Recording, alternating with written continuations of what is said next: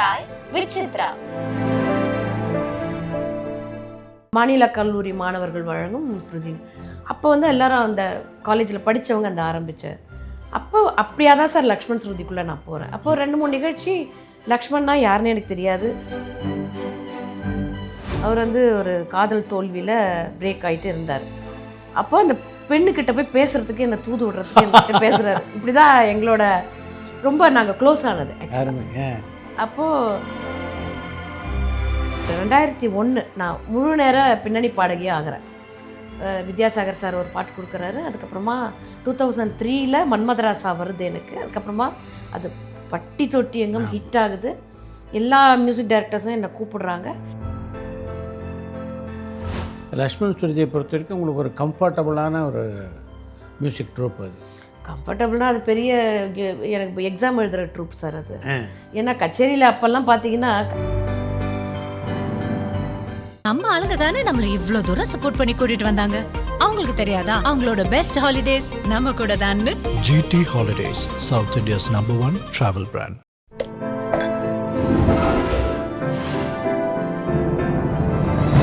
Sai with Chitra.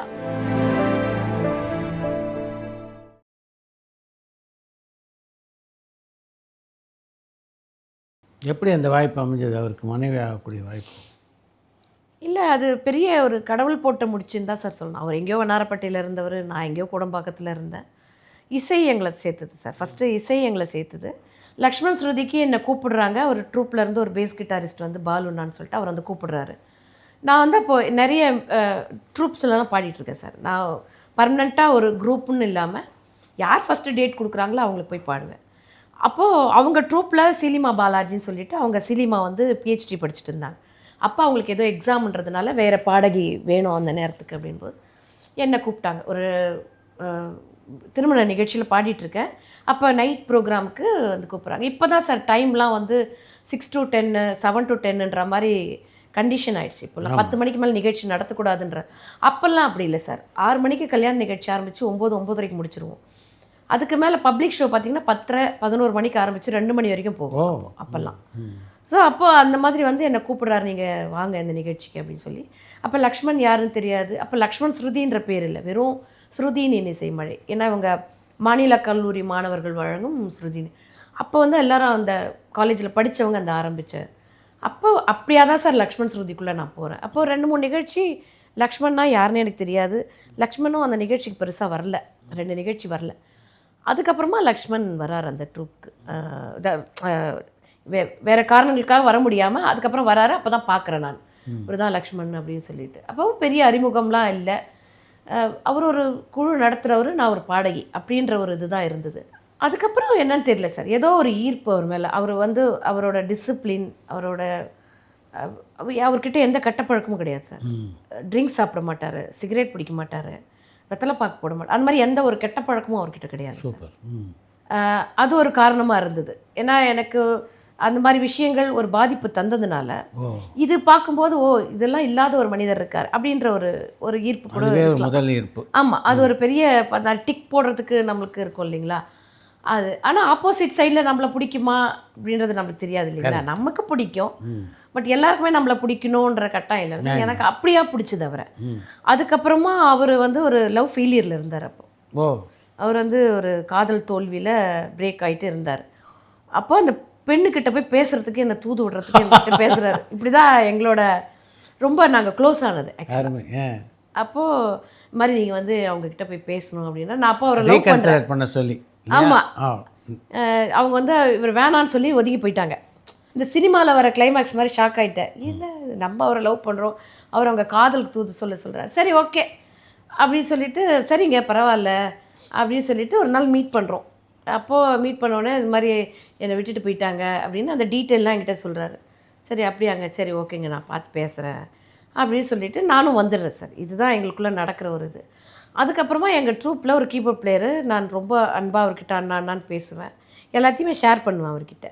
அப்போ அவர்கிட்ட விளையாட்டாக ஒரு வாட்டி பிரசிடென்சி காலேஜில் தான் ஒரு நிகழ்ச்சி லக்ஷ்மண் ஸ்ருதி நடக்குது. அப்போ நான் அவர்கிட்ட கச்சேரி முடிஞ்ச உடனே சொல்கிறேன், அண்ணா நான் வந்து அவரை லவ் பண்ணுறேன், அவர் வந்து அவங்க எக்ஸில் அவர்கிட்ட போய் அவரை பற்றி ஏதோ ஒரு விஷயத்த சொல்கிறாருண்ணா. என்னண்ணா அவ்வளோ கஷ்டமாயிடுச்சு எனக்கு. சரி பரவாயில்லண்ணா, இது நான் சொன்னேன்னு அவர்கிட்ட சொல்லிடாதீங்கன்னு அவர்கிட்ட நான் ப்ராமிஸ் வாங்கினேன். ஆனால் அவர் போய் அதை சொல்லிட்டார். என்னப்பா இந்த மாதிரி சொன்னாங்க அவங்க அப்படின்ன உடனே அவருக்கு என்ன தோணுச்சுன்னு தெரில சார். உடனே வந்து அவர் என்கிட்ட கேட்ட 2வதாக பேசின இது வந்து என்னை கல்யாணம் பண்ணிக்கிறியான்னு கேட்டார். ஓ அவ்வளோதான். அதுதான் எங்களோட பெரிய லவ் ஸ்டோரி. கல்யாணம் பண்ணிக்கிறியா அப்படின்னு கேட்டார். அப்போ அவர் வந்து அவங்க விட்டுட்டு போன காரணங்கள்லாம் சொன்னார். அந்த பொண்ணு எதனால் என்னை விட்டுட்டு போச்சு, நான் இதில் பிஸியாக இருந்தேன், என்னை புரிஞ்சிக்கல, நீ இப்போ என் ஃபீல்ட்லேயே இருக்கிறதுனால என்னை புரிஞ்சுப்ப, என்னென்ன கஷ்டம் ப்ளஸ் மைனஸ் இதில் இருக்கிறதுன்றது உனக்கு தெரியும், நம்ம 2 பேரும் உடனே கல்யாணம் பண்ணிக்கலாம் அப்படின்னு கேட்டார். ஓகே அப்படின்ட்டேன். பட் அதுக்கு பெரிய எதிர்ப்பு எங்கள் வீட்லேயும் அவங்க வீட்டு சைட்லேயும் பெரிய எதிர்ப்பு இருந்தது. ரொம்ப போராடி தான் சார் நாங்கள் கல்யாணம் பண்ணிக்கிட்டோம். ரொம்ப பெரிய போராட்டம். இந்தியா ஆமாம், நாங்கள் சூசைட் பாயிண்ட் வரைக்கும் போய் ஐயோ நாங்கள் எங்கே இருக்கோன்னே எங்கள் குடும்பத்தாருக்கு தெரியாமல் அவங்க குடும்பத்தாருக்கு தெரியாமல் அப்படி ரொம்ப பெரிய போராட்டத்தில் தான் எங்கள் கல்யாணம். அதாவது எங்கள் கல்யாணம்னா நான் அவர் மட்டும்தான் கல்யாணம் பண்ணிக்கிட்டோம், வேறு யாருமே கிடையாது. ஒரு ஃபோட்டோ கிடையாது எங்களுக்கு, அதுக்கான ஒரு இது கிடையாது எதுவுமே. எங்கள் ஃப்ரெண்ட்ஸ் யாருமே எங்கள் கூட இல்லை. ஸோ ஒரு கோயிலுக்கு போனார், அங்கே ஒரு திருமாங்கல்யம் அதை கயிறு வாங்கினார், ஒரு மஞ்சள் கட்டினார், கோயில் சாமிக்கு முன்னாடி கட்டினார். இதுதான் எங்கள் திருமணம்.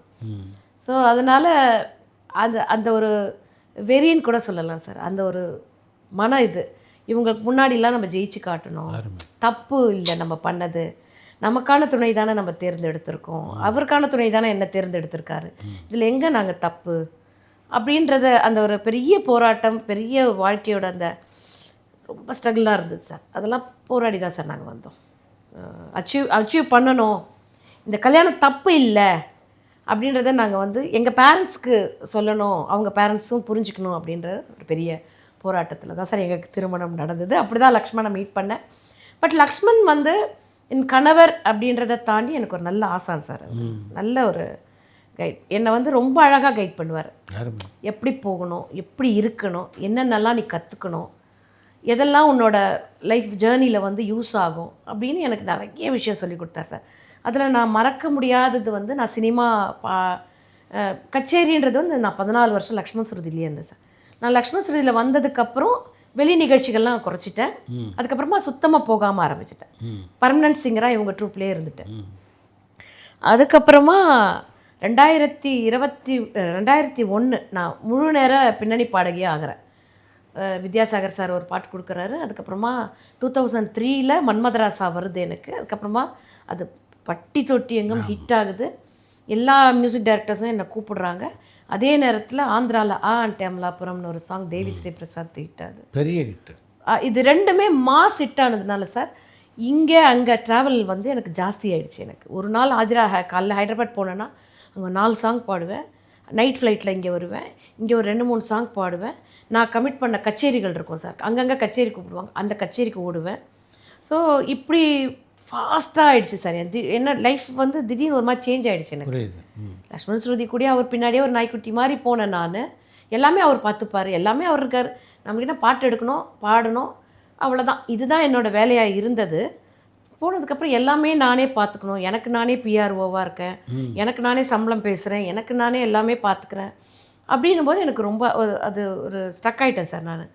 அப்போ நான் போய் அவர்கிட்ட அழறேன், வேணாங்க எனக்கு சினிமாலாம் வேணாம், எனக்கு வந்து கஷ்டமாக இருக்குது, எனக்கு செட் ஆகாது போல் இருக்குது, மேனேஜ் பண்ண முடியும், என்னால் மேனேஜ் பண்ண முடியல, வேணாம் அப்படின்னு.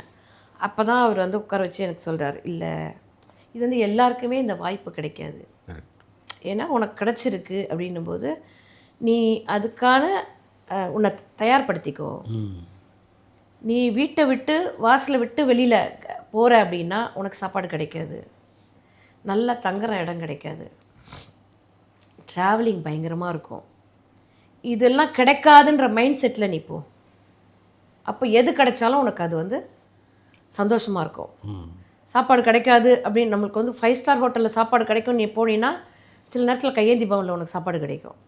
சரி, அப்போ நீ அதை எதிர்பார்க்காம அதை வந்து நீ வந்து அந்த மைண்ட் செட்டோடு நீ போனாதான் உனக்கு எல்லாமே கிடைக்கும். அதே மாதிரி ஒன்ஸ் நீ பிஸ்னஸ் கிளாஸில் போக ஆரம்பிச்சிட்ட அப்படின்னா மறுபடியும் நீ எக்கனாமிக் கிளாஸ் வரக்கூடாது. பிஸ்னஸ் கிளாஸில் போகிற அளவுக்கு உன்னோட தகுதியை நீ வளர்த்துக்கோ. நீ இப்போ ஒரு கார் வாங்குறேன்னா உனக்கு டியூ கட்டுற அளவுக்கு நீ சம்பாதிக்கிற அளவுக்கு இருந்தால் தான் நீ கார் வாங்கணும். பெட்ரோல் போடுற அளவுக்கு உங்ககிட்ட காசு இருந்தால் தான் நீ கார் வாங்கணும். ஸோ இதெல்லாமே எனக்கு அவர் கற்றுக் கொடுத்தது சார். வெளியில் போனால் நான் கோரஸ் பாட மாட்டேன், நான் பின்னணி பாடகி ஆகிட்டேன், நான் கோரஸ் பாட மாட்டேன்லாம் சொல்லக்கூடாது. கோரஸ் அந்த பாட்டில் இருந்ததுன்னா நீ போய் கோரஸ் பாடணும். இந்த பாட்டு அந்த பாட்டு எனக்கு தெரியாதுன்னு சொல்லக்கூடாது, என் பாட்டை மாத்திரம்தான் பாடுவேன்னு சொல்லக்கூடாது, எல்லா பாட்டையும் பாடுற அளவுக்கு நீ வந்து மேடைக்கு போகணும் அப்படின்ற நிறைய விஷயம் எனக்கு அவர் சொல்லி கொடுத்தது சார். அது வந்து இந்த ஜேர்னிக்கு வந்து எனக்கு ரொம்பவே யூஸ்ஃபுல்லாக இருந்தது சார். அதனால் நான் எங்கே போனாலும் யார்கிட்ட பெருசாக டிமாண்ட் பண்ண மாட்டேன். எனக்கு இந்த பேமெண்ட் தான் வேணும், எனக்கு இந்த இடம் தான் தங்குவேன், எனக்கு இந்த சாப்பாடு தான் வேணும். எது கொடுத்தாலும் எங்கேயாவது திடீர்னு போவோம், ஒரு லாட்ஜ் தான் கொடுப்பாங்க, கல்யாண மண்டபம் தான் கொடுப்பாங்க. கல்யாண மண்டபத்தில் மாப்பிள்ளை பொண்ணுக்கு இருக்கிற ரூம் தான் நமக்கு கிடைக்கும். டக்குன்னு ட்ரெஸ் மாற்றுவோம். அப்படியே இல்லைன்னாலும் கார்லேயே போய் எங்கேயாவது ஒரு புதரில் விட சொல்லிட்டு கார்லேயே ட்ரெஸ் மாற்றிப்பேன் சார். இந்த மாதிரிலாம் நிறைய என்னோட 35 வருஷம் ஆயிடுச்சு சார் நான் சினி ஃபீல்டுக்கு வந்து. ஆல்மோஸ்ட் 40 வருஷம் ஆகும் சார். எனக்கு கல்யாணம் ஆகி 35 வருஷம் ஆகும். இந்த 35, 36, 37 வருஷத்தில் நான் கற்றுக்கிட்டது தான் சார். எங்கே போனாலும் நம்மளை தயாராக டக்குன்னு போய் இறங்கினோடனே நம்ம பாடுற அளவுக்கு இருக்கணும், ஏன்னா நம்ம தொழில் அதுதான் அப்படின்றத நான் கற்றுக்கிட்டேன். எனக்கு ஒரு நல்ல ஆசானா, நல்ல ஒரு தாயா, நல்ல ஒரு தகப்பனா, நல்ல ஒரு சகோதரனா, எல்லாமுமா என்னை கைட் பண்ணவர் சார் அவர். இன்று வரையில் வந்து லக்ஷ்மணை மிகப்பெரிய அளவில் நேசிக்கிறீங்க. ஆமாம் சார். அப்படி என்னென்ன யூனிக் விஷயங்கள் அவர்கிட்ட இருக்குன்னு நினைக்கிறீங்க நீங்கள்? மக்களோட பல்ஸ் வந்து அவருக்கு தெரியும் சார். மேடையில் இருக்கும்போது எல்லாருமே கச்சேரி பண்ணுறாங்க, யாருமே எந்த விதத்துலையுமே நம்ம குறையே சொல்ல முடியாது. ஏன்னா லைவாக ஒரு நிகழ்ச்சி பண்ணுறதுன்றது ரொம்ப பெரிய கஷ்டம் சார். ஏன்னா மக்கள் என்ன விரும்புகிறாங்க, ஏன்னா நமக்கு பிடிச்ச பாட்டெலாம் அங்கே பாடக்கூடாது சார். மக்களுக்கு என்ன பாட்டு பிடிக்குமோ அந்த பாட்டை தான் நம்ம பாடணும், அதுதான் அவங்க என்ஜாய் பண்ணுவாங்க. இப்போ எனக்கு வந்து மெலடி பிடிக்குன்றதுனால நான் மெலடியை போய் மக்கள்கிட்ட திணிக்கக்கூடாது. எனக்கு ஃபாஸ்ட்டு தான் பிடிக்கும், இல்லை நான் சினிமாவில் இந்த பாட்டு பாடியிருக்கேன் அதை தான் நான் பாடுவேன்னு போய் மக்கள்கிட்ட திணிக்க முடியாது சார். அந்த பல்ஸ் வந்து அவருக்கு நல்லா தெரியும் சார். கரெக்டாக இந்த பாட்டுக்கு அப்புறம் இந்த பாட்டு போட்டால் ஜனங்க உட்காருவாங்க, ஜனங்களுக்கு பிடிக்கும் அப்படின்றது வந்து பெரிய ஆச்சரியம் சார். அது ஒரு பெரிய நாலேஜ் அவருக்கு ஆக்சுவலாக. அந்த பெரிய நாலேஜ் வந்து அவர்கிட்ட இருக்குது. அதே மாதிரி நான் முன்னாடி சொன்னது தான் சார், நேரம் தவறாமை. என்னை வந்து ஒரு ஒய்ஃபுன்றதை மேடையில் எப்போவுமே அவர் பார்க்கவே மாட்டார் சார். நானும் சக பாடகி, அவ்வளோதான். மேடைக்கு வந்துட்டால் இவங்க ஒய்ஃபு, இவங்களுக்கு ஒரு ஸ்பெஷலான ஒரு மரியாதை கொடுக்கணும், இவங்களை ஸ்பெஷலாக ட்ரீட் பண்ணணும், அதெல்லாம் கிடையாது சார். எல்லா பாடகிக்கும் என்ன ஒரு இதுவோ அதே தான் எனக்கும். அங்கே நம்ம திரைப்பட பின்னணியாக பாடகியாக ஆனதுக்கப்புறம் என்னென்னா எங்கள் குழுவின் பாடகியும் பின்னணி பாடகியும் சொல்லுவார், அவ்வளோதான். அதே இது தான் எங்களுக்கு இருக்கும் மேடையில் போன உடனே. ஸோ அந்த குவாலிட்டிலாம் அவர்கிட்ட எனக்கு வந்து ரொம்ப பிடிச்ச குவாலிட்டின்னு நான் சொல்லுவேன் சார் எல்லாமே அவர்கிட்ட. லக்ஷ்மண் சுருதியை பொறுத்த வரைக்கும் உங்களுக்கு ஒரு கம்ஃபர்டபுளான ஒரு மியூசிக் ட்ரூப். அது கம்ஃபர்டபுள்னால் அது பெரிய எனக்கு எக்ஸாம் எழுதுகிற ட்ரூப் சார் அது. ஏன்னா கச்சேரியில் அப்போல்லாம் பார்த்தீங்கன்னா, அப்போல்லாம் உங்களுக்கு தெரியும் இல்லைங்களா, கேசட் ரிலீஸ் ஆகும், பாட்டு ரிலீஸ் ஆகும். ஒரு கேசட், ஒரு படத்தோட பாட்டு ஒரு கேசட்டில் ரிலீஸ் ஆகும் இல்லைங்களா. காலையில் ரிலீஸ் ஆகுதுன்னா சாயந்தரம் பாடணுன்னு ஒரு எக்ஸாம் கொடுப்பாரு. அது ரொம்ப கஷ்டமாக இருக்கும் சார். ரொம்ப ரொம்ப கஷ்டமாக இருக்கும். அதில் நான் ரொம்ப கஷ்டப்பட்டு எடுத்த பாட்டுன்னு பார்த்தீங்கன்னா காணக்கருங்கையில். அது வந்து அப்போ வந்து எனக்கு அவ்வளோ ப்ராக்டிஸ்லாம் கிடையாது சார். டக்கு டக்குன்னு எடுக்கணும். எப்போவுமே சித்ராம்மா பாட்டு அந்த மெலடிலாம் நம்ம எடுப்போம். ஒரு மேல் வாய்ஸ் பாடுவார், அவர் பாடினதை வச்சு நம்ம அடுத்த இடம் இப்படி தான் வருதுன்னு நம்ம எடுத்துருவோம். காணக்கருங்கிலே வந்து பார்த்திங்கன்னா எனக்கு ரொம்ப அந்த வாய்ஸ் எடுக்கிறதுக்கும் டஃப்பாக இருந்தது. அந்த பிச்சு ஒன்று, அந்த அந்த பாட்டோட ஸ்டைல் எனக்கு எடுக்கிறதுக்கு கஷ்டமாக இருந்தது சார். காலையில் கேசட் கொடுத்துட்டு சாயந்தரம் நீங்கள் அந்த பாட்டை கச்சேரியில் பாடணுன்றாரு. அது ரொம்ப கஷ்டப்பட்டு எடுத்த பாட்டு சார். நான் இப்போ வரைக்கும் நான் ஸ்டேஜில் பாடுறேன், அந்த கான்ஃபிடென்ட் அப்போ எடுத்த அந்த ஒரு தைரியம் தான் சார் இப்போ வரைக்கும் நான் கச்சேரியில் வந்து அதை தைரியமாக பாடுறேன் நான். அது வந்து லக்ஷ்மண் சுருதியில் நான் அது ஒரு யூனிவர்சிட்டி மாதிரி. அது எனக்கு எப்போவுமே எக்ஸாம் எழுதுகிற மாதிரியே இருக்கும் எனக்கு. ஏன்னா எப்போவுமே ஏதாவது ஒரு பாட்டு கொடுத்துட்டே இருப்பார். கேபி சுந்தராம்பாள் எடு, பெங்களூர் ரமணியம்மாள் எடு, இந்த பாட்டு எடு, இவங்களை அந்த ஹிந்தி பாட்டு திடீர்னு கொடுப்பாரு. அதெல்லாம் லிரிக் எழுதி நம்ம அதுக்கு ஃபஸ்ட்டு நம்மளுக்கு டியூன் செட் ஆகணும், லிரிக் நம்ம வாயில் உட்காரணும், நமக்கு கரெக்டாக வரணும். வார்த்தைகள் ஒரு வார்த்தை தவறினாலும் அர்த்தம் தவறிடும். அது மாதிரி அதை கரெக்டாக உட்காந்து பா வரணுமா, தா வரணுமா, தான்னு சொல்லக்கூடாது, பா வரணும், அதெல்லாம் இருக்குல்ல சார். அதெல்லாம் உட்காந்து எடுக்கிறதுன்றது ஒரு பெரிய டஃப்பான ஒரு இது சார். அந்த மாதிரி பாடல்கள்லாம் டஃப்பாக எடுத்ததுனால தான் சார் எனக்கு ரெக்கார்டிங் போனதுக்கப்புறம் ஒரு டியூன் சொல்கிறாங்கன்னா டக்குன்னு நான் கொஞ்சம் பிக்கப் பண்ண முடியுது என்னால். அதே மேடையில் ஒரு சாதாரண பாடகியாக இருந்தீங்க. அதுக்கப்புறம் ஒரு காலகட்டத்தில் ஏறக்குறைய முதலாளி நீங்கள் அந்த மேடைக்கு. அப்படின்னு நான் இப்போ வரைக்கும் நினச்சதே இல்லை சார். ரஜினி சார் சொல்கிற மாதிரி தான், லக்ஷ்மண் என் கணவர் தான், ஆனால் லக்ஷ்மண் எப்பயுமே அப்படி நான் நினச்சதே இல்லை சார். அது ஒரு குழு, அதில் நம்ம ஒரு பாடகியாக வந்திருக்கோம். அப்படி தான் சார். நான் எப்பயுமே அவரோட விஷயத்தில் நான் தலையிட்டதே கிடையாது சார் இன்னைய வரைக்கும். அவர் எவ்வளோ சம்பளம் வாங்குறாரு, எவ்வளோ செலவு பண்ணுறாரு கச்சேரிக்காக, என்ன சம்பளம் பேசுகிறாங்க, இன்னைய வரைக்கும் ஸ்டில் இன்னைய வரைக்கும் இந்த நிமிஷம் வரைக்கும் எனக்கு தெரியாது. அப்படியா? ஆச்சரியம். நான் அதில் தலையிடவே மாட்டேன் சார். சூப்பர். ஏன்னா அது அவர் உருவாக்குனது. எனக்கு குடும்ப தலைவியாக அவர்கிட்ட செலவுக்கு சண்டை போடுவேன், கேட்பேன். கொடுக்கலன்னா இவ்வளோலாம் சம்பாதிக்கிறீங்களே, எனக்கு கொஞ்சம் கூட கொடுக்க மாட்டேன்றீங்களே சண்டை ஒரு கணவன் மனைவியாக எங்களுக்குள்ள வரும். பட் ஒரு பாடகியாக நான் அதில் இன்னைய வரைக்கும் தலையிட்டதே இல்லை சார். அது வேண்டான்றதும், ஏன்னா எங்கள் லவ் மேரேஜு, நான் என்னமோ அவரை அதுக்காக தான் கல்யாணம் பண்ணிக்கிட்டேன், அந்த விஷயத்துக்காக தான் அப்படின்ற ஒரு தாட் எனக்குள்ளே வந்துச்சு. அதுக்காக நான் பண்ணிக்கல, எனக்கு அது தேவையும் இல்லை அப்படின்ற ஒரு மைண்ட் செட்னால நான் இப்போ வரைக்கும் அதில் தலையிடுறதில்லை சார். நான் எப்போயுமே முதலாளின்னு நான் நினச்சது இல்லை சார். நான் எப்போயுமே ஒரு தொழிலாளி தான் அந்த இடத்துல. ஏதாவது பாடல் பாடுறதுக்கு வந்து ரொம்ப சிரமப்பட்டிருக்கீங்களா? மேடையில் நிறைய பாடல்கள் சிரமப்பட்டிருக்கேன் சார். நான் நிறைய பாடல்கள் அதாவது எனக்கு வித்தியாசமான குரல்னு நான் எடுத்த எல்லா பாட்டுமே எனக்கு ரொம்ப டஃப் தான் சார். எனக்கு அதில் ரொம்ப ஸ்பெஷலாக எல்லாருக்குமே தெரியும் கேபிஎஸ் அம்மாவோடது. கேபிஎஸ் அம்மா பாட்டு வந்து ரொம்ப சாதாரணமாக பாடுறதுன்றது ரொம்ப கஷ்டம் சார். அந்த அம்மாவோட குரல் ஒன்று சரியான பிச்சு. அந்த அம்மா அந்த பிச்சில் அவங்க போடுற சங்கதி, அந்த கிளாசிக்கல் ஸ்டைல் அவங்க பாடுறது, அது வார்த்தைகளுக்கு ஒவ்வொன்றுத்துக்கும் அவங்க அழுத்தம் கொடுத்து பாடுறது. அந்த குரல் வந்து சார் வயிற்றுலேருந்து பாட மாட்டாங்க சார், அவங்க அப்படி இங்கேருந்து ஹார்ட்லேருந்து பாடுவாங்க சார்.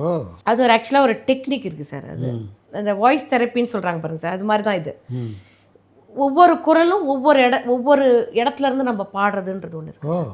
இப்போ சித்ராம்மானா நம்ம வந்து இங்கேருந்து பாடணும் சார். அது கேபிஎஸ் அம்மாதுன்னா நம்ம அப்படியே நெஞ்சு மொத்தம், அதாவது நம்ம ஹார்ட் மொத்தம் அப்படி அப்படி அப்படி இந்த இதயத்துக்குள்ளே எடுத்துகிட்டு வந்துட்டு அப்படி பாடணும் சார்.